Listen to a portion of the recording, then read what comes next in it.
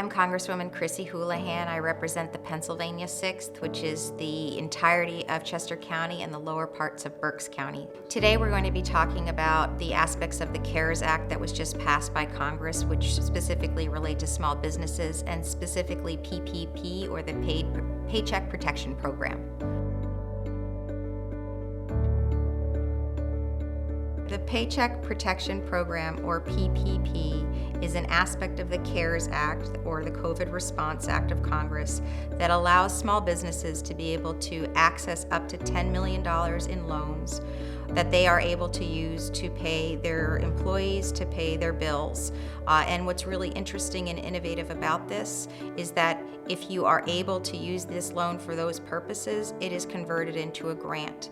If for whatever reason you are not able to use it to pay your employees or to be able to pay your rent or otherwise, it is still a loan, but it is at a very low interest rate of 1%.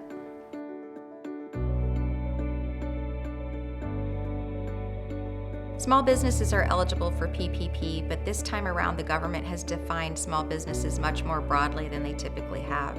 Included are businesses that are lower or smaller than 500 employees. You can be a sole proprietorship or independently owned. You can be a veteran-owned business. You can be a tribal business. You can actually also importantly be a nonprofit as well. So the definition of what a small business is for people who are eligible for PPP is much more broad than it has historically been.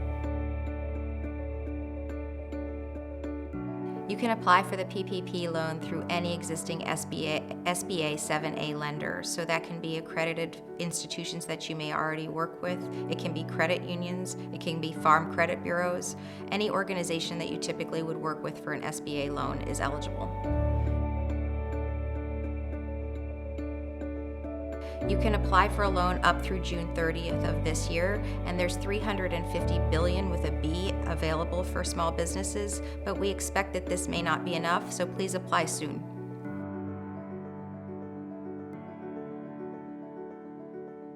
In order to receive forgiveness or convert that loan into the form of a grant, you need to demonstrate to the lender that you got the money from that you've adhered to the requirements that the government has provided.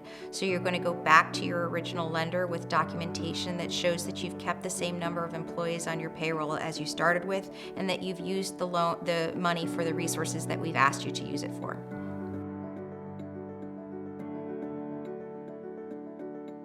If you've already applied for the Economic Injury Disaster Loan, you can still apply for PPP, or you can convert your Economic Injury Disaster Loan, or EIDL, into PPP. So you're able to access a variety of different products that the CARES Act has provided for small businesses. The best way to get information is through the Small Business Administration, particularly in our community. You can also access this information through the lending organizations that you're usually working with, either your banks or your credit unions. We are really genuinely all in this together, from one former small business and mid-sized business owner and operator to many, many more out there. Please do take advantage of all of the benefits and opportunities that the federal government has provided through the CARES Act. Please do work through your local lending institutions to make sure you access this capital so that we can all come out healthy on the other side of this.